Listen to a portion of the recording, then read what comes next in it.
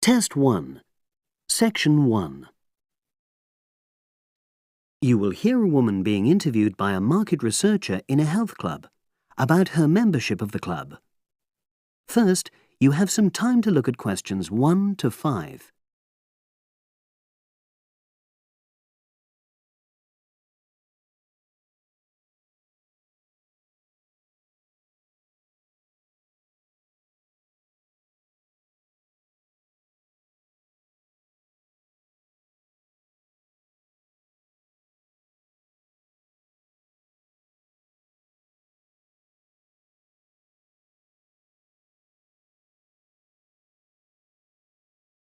You will see that there is an example which has been done for you.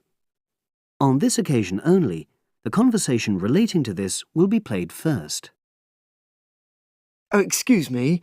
I wonder if you'd have the time to take part in some market research. What's it about? About this club and your experiences and opinions about being a member.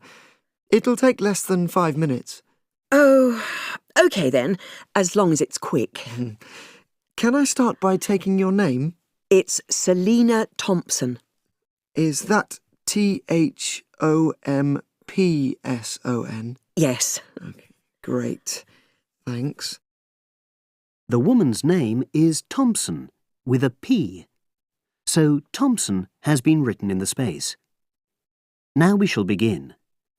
You should answer the questions as you listen, because you will not hear the recording a second time. Listen carefully and answer questions 1 to 5. Oh, excuse me. I wonder if you'd have the time to take part in some market research. What's it about? About this club and your experiences and opinions about being a member. It'll take less than 5 minutes. Oh, OK then, as long as it's quick. Can I start by taking your name? It's Selina Thompson. Is that Thompson? Yes. Okay, great. Thanks. And what do you do for a living? Well, I'm an accountant, but I'm between jobs at the moment. I understand. But that's the job I'll put down on the form. And would you mind my asking which age group you fall into? Below 30, 31 to 50, and above? Over 50, I think we can safely say. Great, thanks. And which type of membership do you have? Sorry, I'm not sure what you mean. Do you mean how long of... No, is it a single-person membership? Oh, right, no, it's a family membership. Thanks. And how long have you been a member? Ooh, let me see. I was certainly here 5 years ago, and it was probably 2 to 3 years more than that. Shall I put down 8? Oh, I remember now. It's 9, definitely. Sorry. No problem. I've got that. And the last question in this first part is, what brought you to the club? Sorry? How did you find out about the club? Did you see any ads? Well, I did actually. But I have to say I wasn't really attracted to the club because of that. It was through word of mouth. So you were recommended by a friend? Actually, my doctor. I'd been suffering from high blood pressure, and he said the club was very supportive of people with that condition, so I signed up. Great, thanks. Before you hear the rest of the conversation, you have some time to look at questions 6 to 10.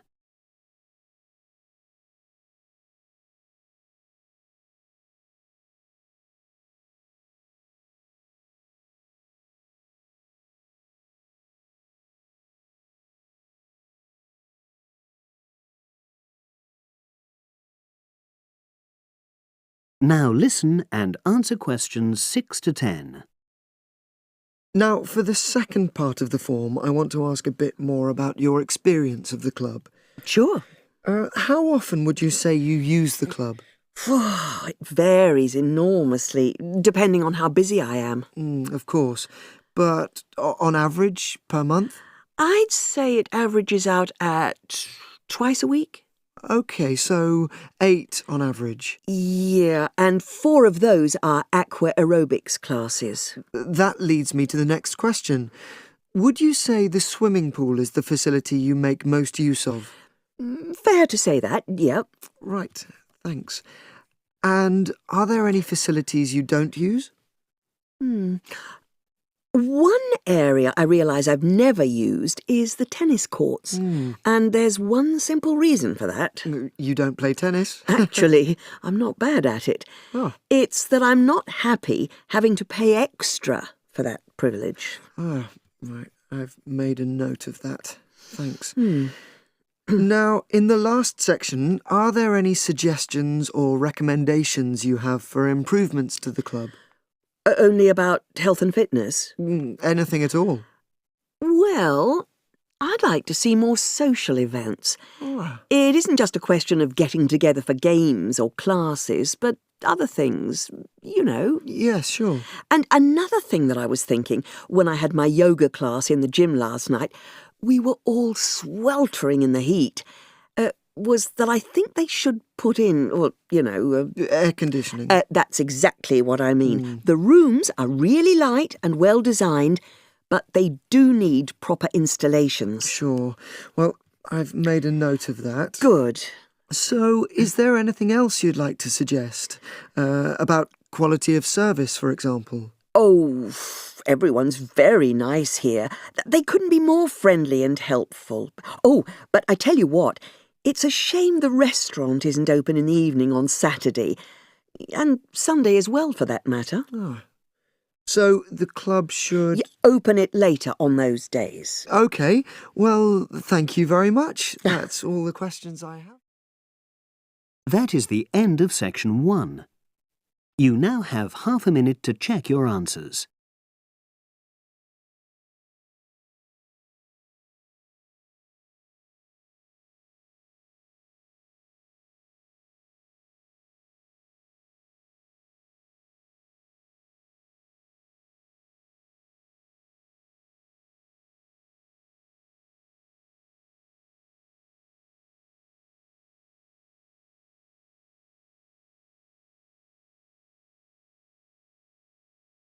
Now turn to section 2.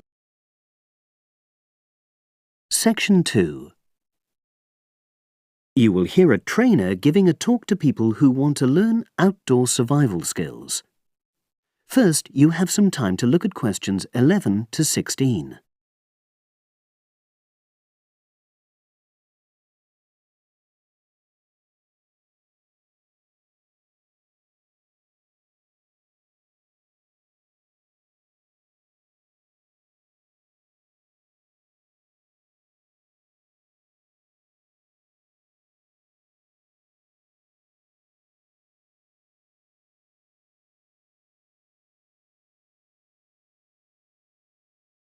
Now listen and answer questions 11 to 16.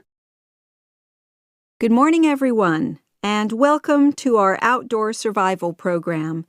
As you know, this week you'll be learning some of the basic information and skills you need to look after yourself independently in the outdoors. These first 2 days we'll be based here in the classroom, and then we'll be taking a camping trip to put into practice some of the things you've learned. I'm going to start off with the topic of food. And to start with, I'll describe just 2 methods which we'll be putting into practice at our camp, and which make use of natural resources, the steam pit and the bamboo pot. I've got 2 posters here to make things clearer, and I'll start with the steam pit here. To make this, you'll need some dry sticks, some grass, some loose earth, and some stones. And for this week only, some matches. The first thing you do is to dig a shallow pit in the place you've chosen to do your cooking. Let's say about 25 centimeters deep and 30 centimeters wide. Your sticks have to be a bit wider than the pit because you have to put a line of them along the top from one end of the pit to the other. Before setting light to these, you take some large stones and arrange them on top. Then you start the fire and wait till the wooden platform burns through and the stones fall into the pit. At this point, brush away any pieces of hot ash from the stones. You can use a handful of grass, and then take another stick and push it down into the center of the pit, between the stones. After that, you cover the whole pit with a thick layer of grass. And then you can put your food on it, wrapped in more pieces of grass, like parcels. Finally, cover the whole thing with earth. You have to pat it firmly to seal the pit. Then all you have to do is take the stick out and pour a bit of water into the opening that it leaves. It should take about 4 hours for your food to cook, as it cooks slowly in the steam that's created inside the pit. Now you have some time to look at questions 17 to 20.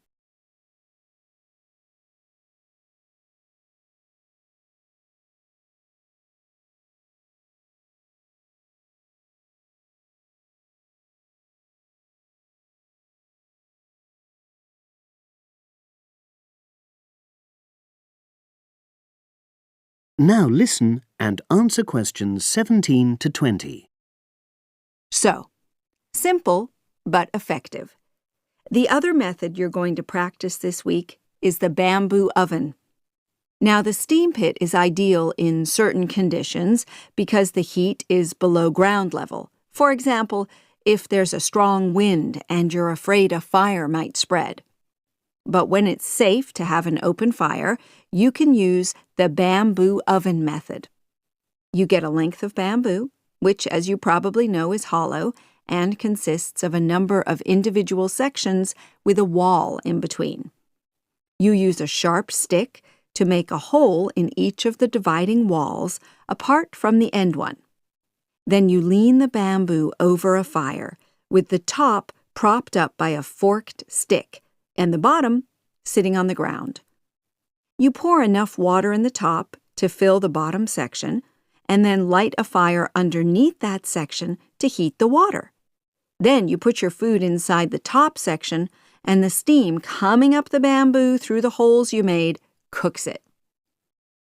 I'm going to move on now to food itself and talk about some of the wild plants you might cook. I'm going to begin with fungi. That's mushrooms and toadstools. I'm sure you'll be aware that some of these are edible and they're delicious, but some of them are highly poisonous. Now, whether they're poisonous or not, all fungi that you find in the wild should be cooked before eating, because that helps to destroy any compounds in them that might be mildly toxic. But be aware that any amount of cooking won't make poisonous varieties any safer to eat. Unless you can definitely identify a fungus, you should never eat it. It's not worth the risk. And you need to be really sure, because some fungi that are poisonous are very similar in appearance to certain edible varieties. They can easily be mistaken for each other. So, having said all that, fungi are delicious when they're freshly picked, and although they are only moderately nutritious, they do contain minerals which the body needs. I'll move on now to leafy plants, which are generally... That is the end of section 2. You now have half a minute to check your answers.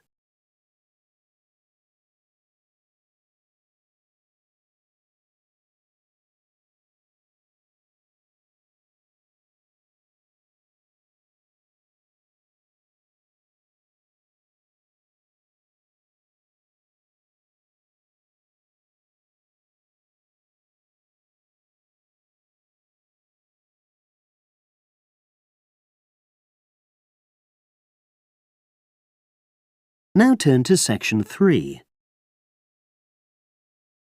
Section 3. You will hear a woman called Phoebe, who is training to be a teacher, talking to her tutor called Tony about research she has done in a school. First, you have some time to look at questions 21 to 25.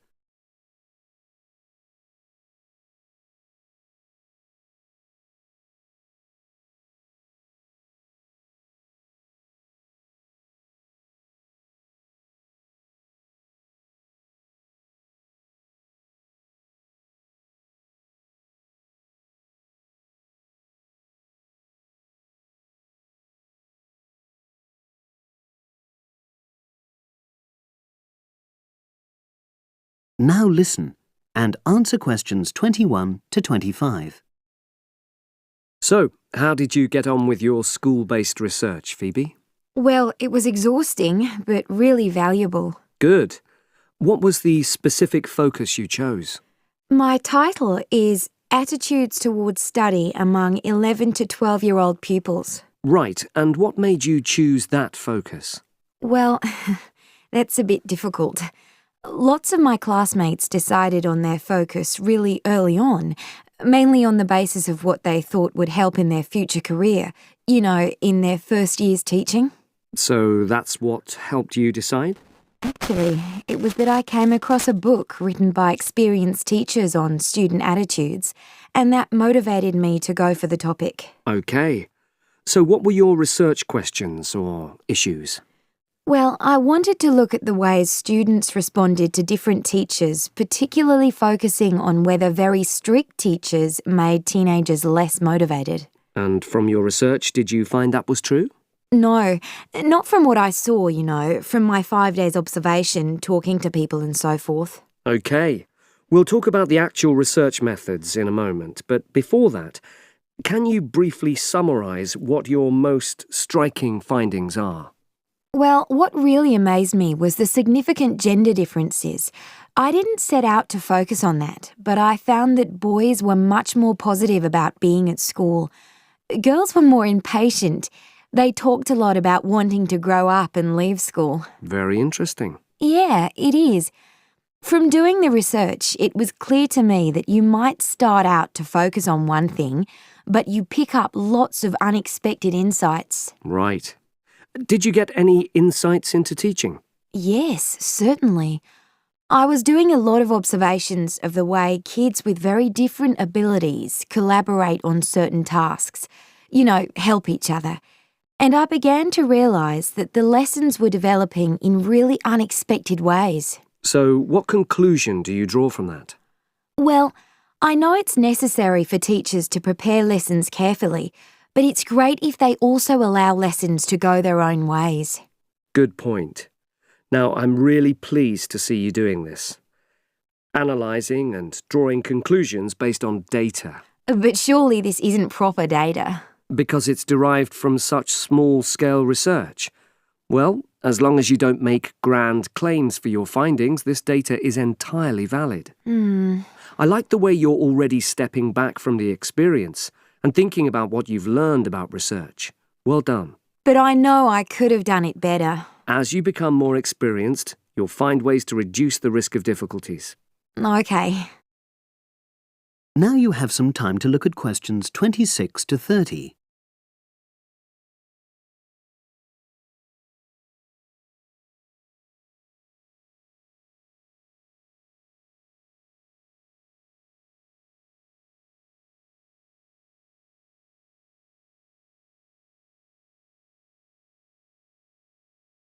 Now listen and answer questions 26 to 30.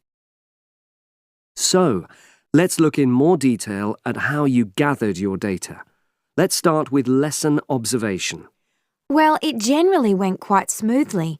I chose my focus and designed my checklist.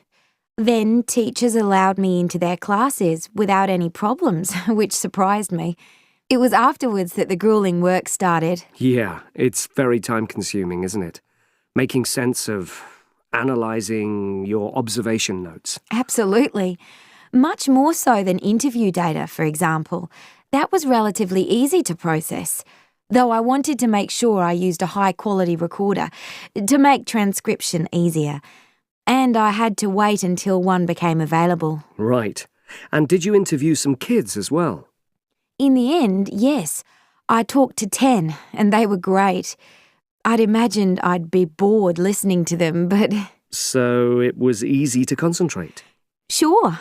One of the teachers was a bit worried about the ethics, whether it was right to interview young pupils, and it took a while for him to agree to let me talk to 3 of the kids in his class, but he relented in the end. Good. What other methods did you use? I experimented with questionnaires, but I really regret that now.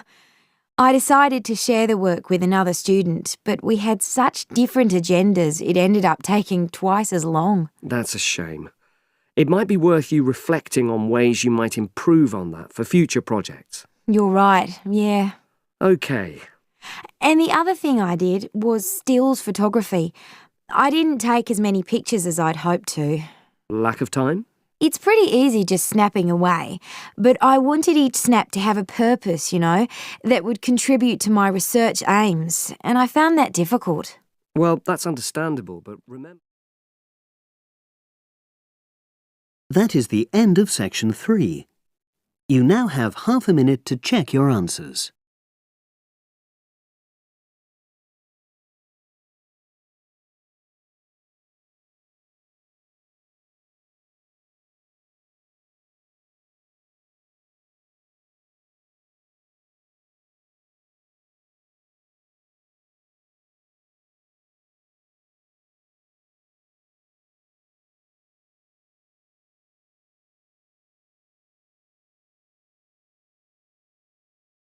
Now turn to section 4.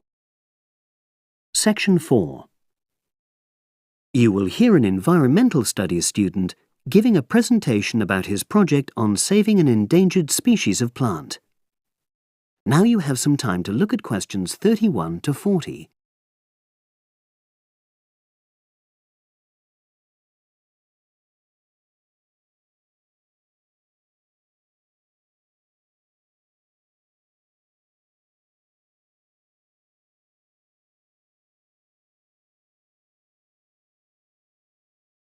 Now listen and answer questions 31 to 40.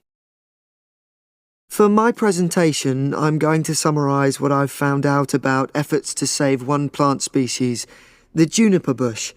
It once flourished in Britain and throughout the world's temperate zones, but over the last few decades has declined considerably. Before I go on to explain the steps being taken to save it in England, let me start by looking at some background information and why the juniper has been so important in cultural as well as ecological terms, historically and in the present day. Firstly, I want to emphasise the fact that juniper is a very ancient plant. It has been discovered that it was actually amongst the first species of plants to establish itself in Britain in the period following the most recent Ice Age. And, as I say, it has a much valued place in British culture. It was used widely as a fuel during the Middle Ages because when burnt, the smoke given off is all but invisible, and so any illicit activities involving fire could go on without being detected. For example, cooking game hunted illegally. It also has valuable medicinal properties.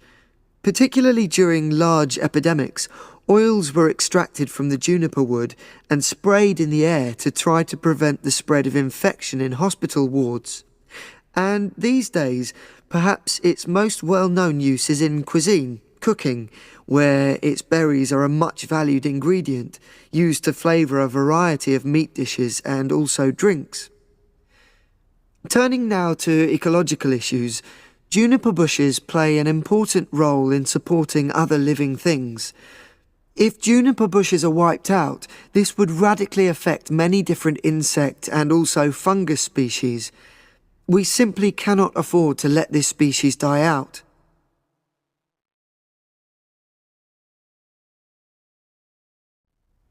So, why is the juniper plant declining at such a rapid rate? Well, a survey conducted in the north and west of Britain in 2004-5 showed that a major problem is the fact that in present-day populations, ratios between the sexes are unbalanced, and without a proper mix of male and female, bushes don't get pollinated. Also, the survey found that in a lot of these populations, the plants are the same age, so this means that bushes grow old and start to die at similar times, leading to swift extinction of whole populations. Now, the charity Plant Life is trying to do something to halt the decline in juniper species. It's currently trying out 2 new major salvage techniques, this time focusing on lowland regions of England. The first thing it's trying is to provide shelters for the seedlings in areas where juniper populations are fairly well established. These, of course, are designed to help protect the plants at their most vulnerable stage. A further measure is that in areas where colonies have all but died out, numbers are being bolstered by the planting of cuttings which have been taken from healthy bushes elsewhere. Now, I hope I've given a clear picture of the problems facing this culturally and ecologically valuable plant, and of the measures being taken by Plant Life to tackle them. If anyone has any questions, I'd be happy. That is the end of section 4. You now have half a minute to check your answers.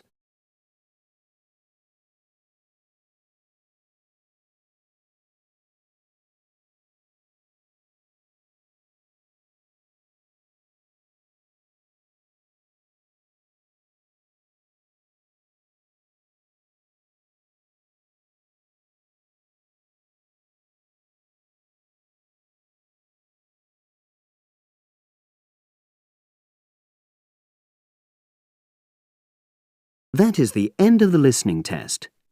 You now have 10 minutes to transfer your answers to the separate answer sheet.